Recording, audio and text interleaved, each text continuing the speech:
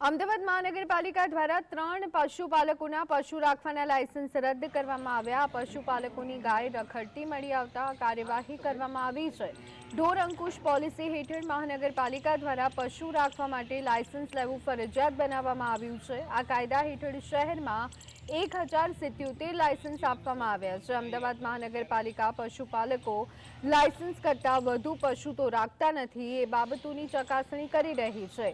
1 જાન્યુઆરીથી આ ચેકિંગ હાથ ધરવામાં આવ્યું છે। મહાનગરપાલિકાની ટીમ દ્વારા ઈસનપુર, સોલા અને નરોડા વિસ્તારમાં રખડતી ગાય મળી આવી હતી। શહેરમાં જુલાઈ 2024થી જાન્યુઆરી 2025 સુધી 3362 રખડતા પશુઓ મળી આવ્યા છે।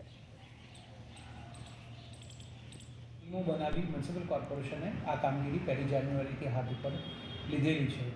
જે અંતર્ગત આપણને શહેરમાંથી જે પકડાયેલી ગાયો છે એના ટેગ નંબરની વિગતના આધારે માલિકોની વિગત મેળવવામાં આવે છે।